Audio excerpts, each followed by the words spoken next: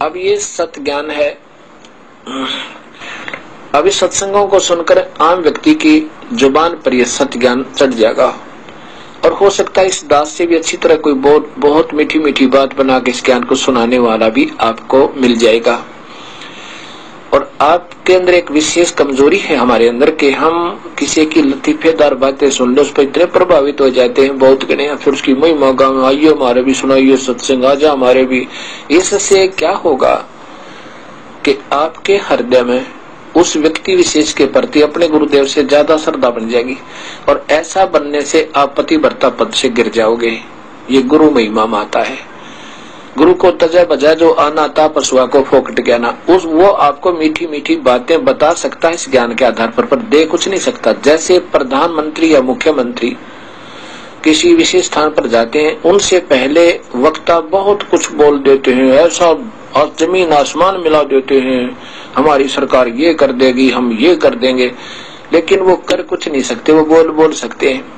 मुख्यमंत्री या प्रधानमंत्री आता है, दो शब्द कहता है कि तुम्हारा ये काम भी हो जाएगा, तुम्हारी सड़क भी बन जाएगी, तुम्हारा वाटर वर्क्स भी बन जाएगा, तुम्हारा स्कूल भी बच्चों का बन जाएगा। उसने इतना ही कहना, वो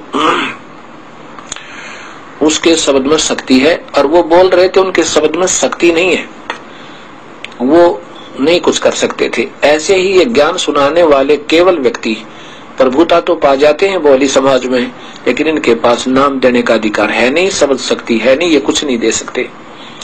लेकिन हमारे अंदर एक विशेषता है या कमजोरी है, विशेष कमजोरी है। एक समय एक कमाल जो मुर्दा जीवित किया था कबीर परमेश्वर ने, अपने बच्चे की तरह रखा और उसको नाम दिया, सतनाम दिया। अब जवान बच्चा था, थोड़े से दिनों में सतगुरु की सुनकर बातों को, बड़े मीठी मीठी बातें लतीफेदार सुनावर, काफी संगत प्रभावित होगी और सब आकर कहे कि गुरुदेव बस कमाल तो आपको भी माफ करने वाला है, बहुत कमाल की बातें बताता है, बस हद कर रखी है उसने तो। कबीर साहब कहा करते थे, बातें बताना और बनाना ये कुछ और बात है, और समाधान नहीं है तो वो बातें व्यर्थ हैं, चाहे कितनी मीठी बनावे। और ये कह देना कि आपके तुल्य है या आपसे भी बढ़ गया है तो भी आप पतिव्रता पद से गिर गए, आपकी भावना गुरु से अटकी, आप नामहीन हो गए, आपका नाम समाप्त हुआ। इतना ही नाजुक नाता इस प्रभु की भक्ति का है। कबीर साहब ने उस कमाल को भी समझा कि नादान क्यों अपने कर्म बिगाड़े, तू अपनी भक्ति कर ले, ना गधा बना, वो ऊपर तेरे ऊपर कृपा हुई है प्रभु की, और अपनी भक्ति कर ले, इनको मत गुमराह करे। अब इन 2-4 बार सतगुरु ने उसको टोक दिया तो कमाल नाराज हो गया और जाकर के ना काफी दूर की तो और जाकर के कहीं पर अपना आश्रम बना लिया। क्यों, वो चेले चपटे जो गुरुदेव के थे वो उसके ऊपर प्रभावित हो गए थे, उसकी मीठी मीठी बातें सुनकर कि आप वहां आश्रम बना लो, अलग से रहा करो। आश्रम बना लिया, कमाल गुरुद्रोही हो गया। और गरीबदास जी कहते हैं, गुरुद्रोही की पैड़ पे जय पग आवे वीर, 84 निश्चय पड़े नु सतगुरु कहे कबीर। पूरे संत परमात्मा तुल कबीर परमेश्वर ने छोड़कर गुरुद्रोही हो जाना, गुरु से दुश्मनी कर लेना, बराबर में आश्रम बना लेना है, ऐसे ऐसे करना, ये गुरुद्रोही कहलाता है, गुरु की निंदा करना। तो वहां आश्रम बना दिया और ये हमारे जैसे भोले भगत मूड और कमाल था चतुर प्राणी, बातें वही बतावे लेकिन ज्ञान उसके पास नाम देने का आदेश था कोई नहीं। तो यहाँ कहा कि चतुर प्राणी चोर हैं, ये मूड मुग्ध है ठोठ, और संतों के नहीं काम की इनके देगल जोट। इतने सत्संग सुनकर फिर भी आन संत से भगत से प्रभावित होते हैं तो उनको कोई ज्ञान नहीं, उनका पल्ला वो तो मूड है, और वो मूड उन नादान नीचों जैसे ही है, कमाल जैसों के, और उनके पीछे पड़े रहो और जाओ नरक में दोनों। अब कमाल वहां आश्रम बना कर रहने लगा, खूब मीठी मीठी बातें सुनाओ। वो जो श्रोतागण थे बहुत गुणे आने लगे, आश्रम भर जावे, सत्संग सुनावे हर हफ्ते में एक दिन। अब क्या हुआ, कुछ दिनों के बाद उन श्रोता गुणों का नुकसान होने लगे, क्योंकि परमात्मा ने जो सहारा दे रखा था वो वापस कर दिया, कनेक्शन डिस्कनेक्ट हुआ, बिजली आई नहीं, पावर नहीं आई, तो पंखे चलने बंद हो गए, तो उनको सुविधा समाप्त हुई। कुछ दिनों में उनकी वह सब हानियां होने लगी।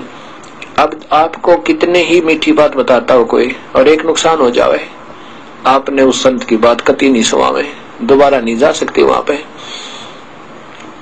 तो ऐसा ही पहले तो मीठी मीठी बातें अच्छी लगे थी, क्योंकि अच्छा सुरीली आवाज थी, जवान लड़का था, खूब बोल बोल को सुनाओ था। थोड़े से दिनों में वहां पर 5 व्यक्ति जान लग गए। अब कमाल ने सोचा भाई की बात हुई, कोई भी नहीं आता। तो उसने क्या किया कि गुरुदेव का भंडारा करेंगे, कबीर साहब की कहते वर्षगांठ बनाएंगे, जन्मदिन, ये उसने समय निहित कर दिया और जगह जगह प्रचार कर दिया। तो सोचा गांव में बहुत कुछ कहा। तो वो निश्चित जब दिन आया, सबको कहा कि सब दूध देकर जाना नगर निवासियों को, और खीर बनाएंगे, भंडारा करेंगे साहिब के नाम पे। अब उस नगरी वालों में कबीर साहब की कृपा से ऐसी चेतावनी, अंदर से ऐसी धारणा भर दी कबीर साहब ने कि हर व्यक्ति, क्योंकि जून का महीना कबीर साहब की जयंती जून में आवे, जेठ में, उसमें दूध भी पशुओं के नीचे बहुत कम हो जाता है, बहुत कम दूध वाले पशु दूध देते हैं।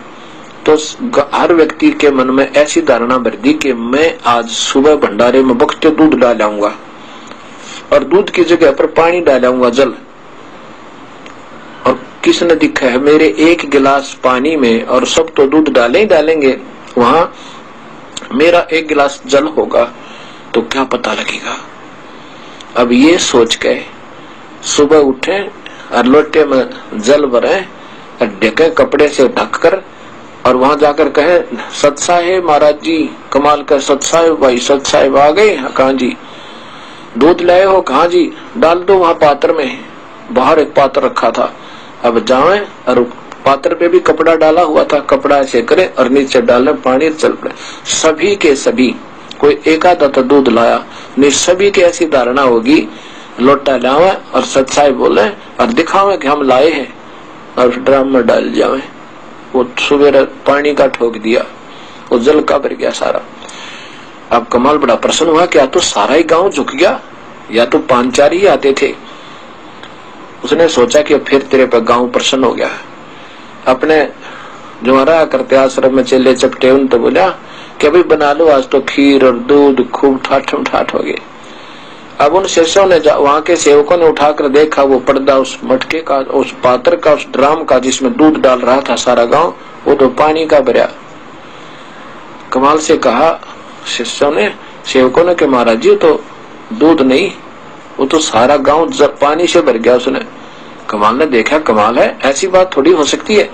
देखा तो वो पानी ही पानी था। इतना शर्मिंदा हुआ, वहां से रात को उस आश्रम न छोड़कर ना जाने कहां मरा जा गए। ऐसे कहते हैं गुरुद्रोही की पैड़ पे जय पगावे वीर, वो 84 निश्चय पड़े नो सतगुरु कहे कबीर। गरीबदास जी कहते हैं कि ये चातुर प्राणी चोर हैं, ये मीठी मीठी बात बनाने वाले बात वही बता रहे हैं, लेकिन उनके पास नाम देने का आदेश नहीं है, तो जीवन खो रहे हैं। ऐसे ये गुरुद्रोही जो होते हैं, गुरु जी से अलग होकर के उन अपने भोली आत्माओं को गुमराह जरूर कर लेते हैं अपनी मीठी बात बना के, और वो अनजान लोग कहेंगे गुरु से भी अच्छा है तो बहुत अच्छी बातें बताता है, तो इतने में भी बात बिगड़ जाती है। गुरु को तजा बजा जो नाता पशुआ को फोकट गया ना।